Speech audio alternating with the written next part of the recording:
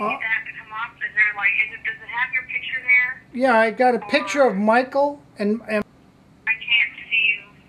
I can't hear you in the room. Are you? yeah, I can hear you now. Let me see if I can, say hello again. I think, hello, hello, hello. Okay, I can hear you. Let me just ask the room. Can everyone hear William? Test 1, ringy dingy, 2, ringy dingy, 3, ringy dingy. Okay, let me see. I'm going to try something. William? Yes. Okay, can everyone hear him that way? Okay, you are the CEO and founder of the Michael Jackson Innocent Forever Foundation, and we take our hats off to you, and Steffi is the web mistress of it all. Yes, So, she's, she's been working diligently, which you can share. yeah. What's been going on in the updates on the foundation website. Steffi's been doing a fantastic job on the website. I brought our website page up here. For some reason, the music's not playing on it, but on the right side, I don't know what you can see, but you got Tiny Chat over here, and over here you've got our website, the MJJ Innocent Forever Foundation, Inc. Steffi has been designing this. There's no cookie cutter stuff in this. She's built this all up from the ground. It will be within a few days, so that it'll be in multiple languages. Right now, if you go on MJJ Innocent Forever and you get there and you don't understand the English, you've got a choice of French, Italian, or Greek. She's got the page set to be interactive with all the languages, and we're just waiting. Spanish should have been the easiest one. For some reason, we haven't got all the Spanish translations of the website. But our donations are coming in. They're not as fast as we'd like. We've got on the website, according to the meter here, we've gone quite a bit from the first days. I don't see the meter here. I guess she got it hidden down here. But last time I saw the meter, we had over 7,000 views. And I don't know, 200 and some donations. We have a list. You can click on the donators list. And we've already filled up the first page. I call these foundation builders. These first 200 are the foundation builders. We're now up to 265 published donators, and there's some that do not want their name listed. One question that came up before was who will own the rights to the biopic documentary. Once a film is done, it's put on the air. The foundation will own the rights to it, and I will reserve residual rights only if the foundation disincorporates. But the foundation will own it, and we're hoping that'll be a moneymaker for the foundation to bring in money in the future, so that we can keep on donating to those charities for children that Michael had special desire to donate to. And we have a long list. Steffi has it. We haven't published that list because we're not sure it's absolutely complete, but it's a long list already. Steffi's just been really busy working with the translators, and we have our first advisory members are also on here. You can go to the tab that says advisors, and it should bring up Anna Connor, Debbie Looney, and Kim Douglas, and there will certainly within the next week be another dozen or so added. We hope to get 2 advisors in every state, 2 advisors in every nation. And these are the people, Dina, who I'm looking forward to coming forward with ideas to build the foundation's finances strong quickly so we can get into the production mode of this documentary.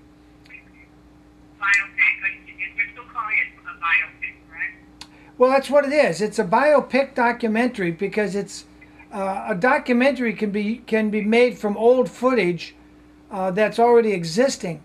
Biopic actually recreates the original footage, but uses mostly all new film footage.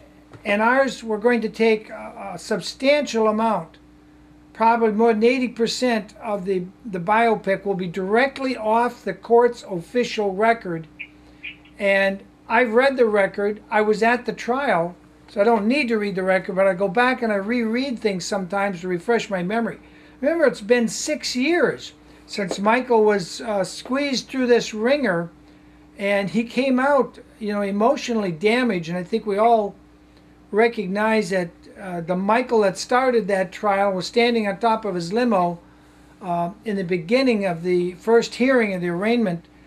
Wasn't the same Michael that had to be helped to his limousine on verdict day, where there were hundreds of fans just all over the courthouse grounds, and the media was left with egg on their face. Nancy Disgrace, among the worst, kept talking as if it was a pre-concluded conclusion that Michael was guilty. And I didn't even go into the courtroom on verdict day because I already knew they couldn't do anything but come back with not guilty.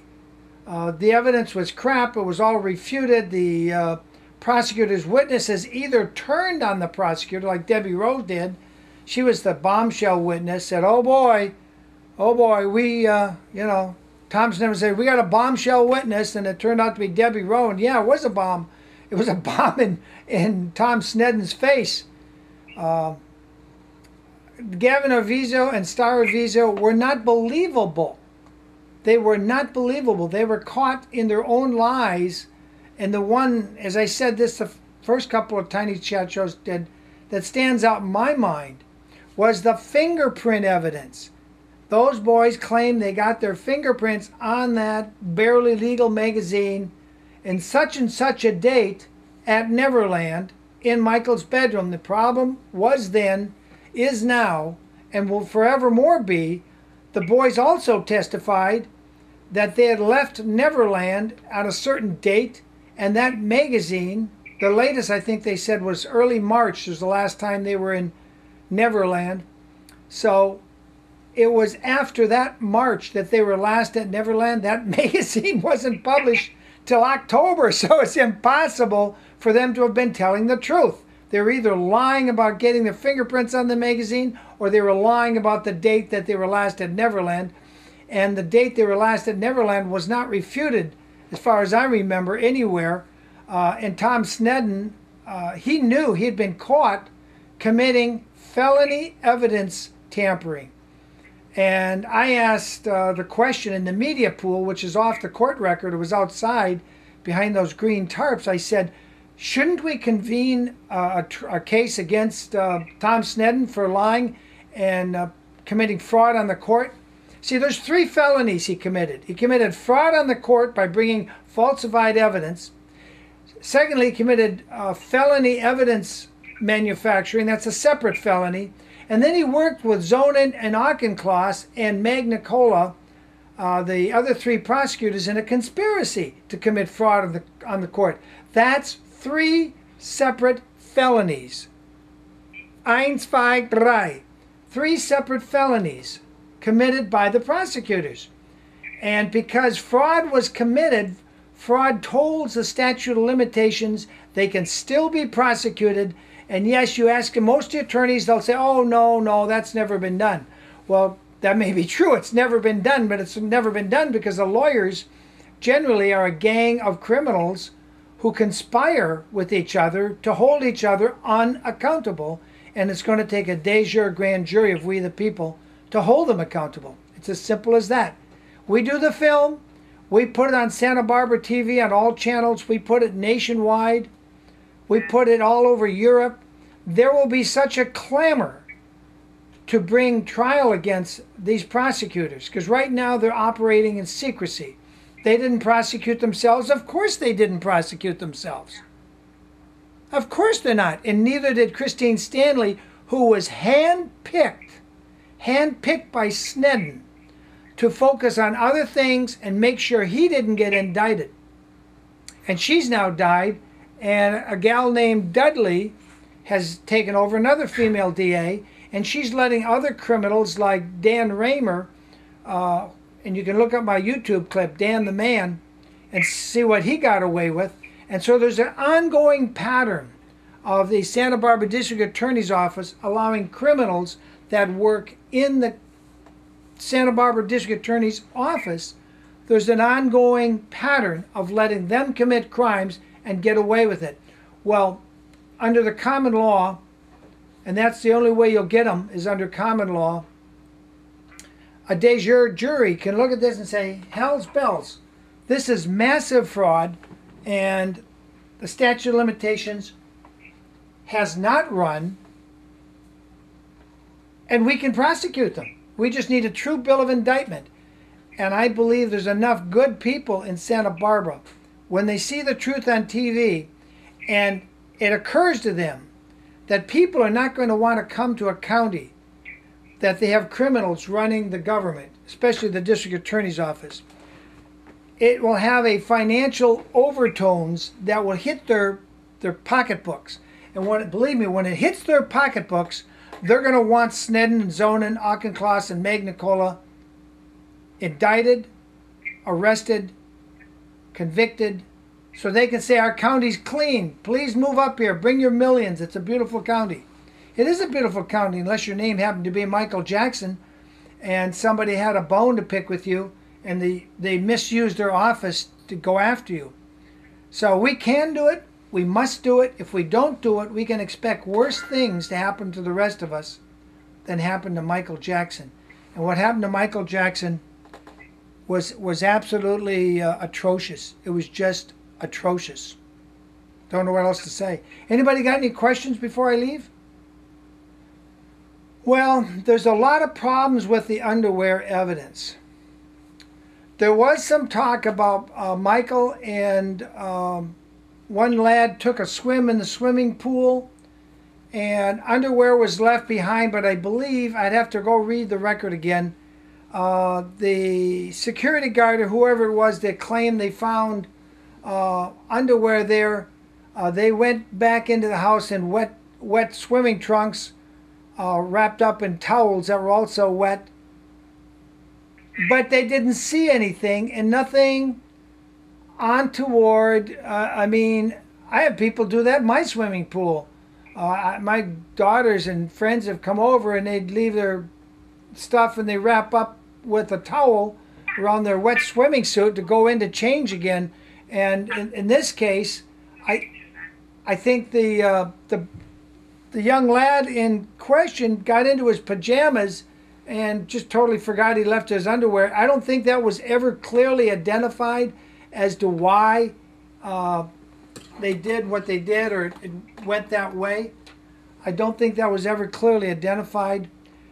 But there was nobody in that trial, and I was there almost every single day except verdict day, and the 3 days they kicked me out because I shook hands with Tito Jackson in the courtroom during a break. The jury didn't see it, the judge didn't see it, but the bailiffs went apeshit. And except for those days, I was there, you know, all through those months and months of trial. And all I can certify to you that I went in believing that Michael was guilty at least of giving some alcohol to the boys, not the sister, but the boys.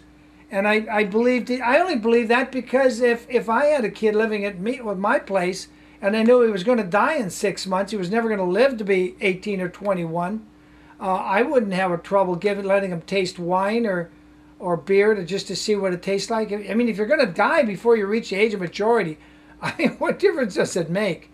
So I went in believing that, but I came out convinced that Michael didn't even give them any alcohol. They broke into the cellar, and the evidence was overwhelming that these boys broke into the cellar without Michael's knowledge or permission, and without the site manager, the property manager's knowledge or permission, or the cook's knowledge or permission. These were bad kids.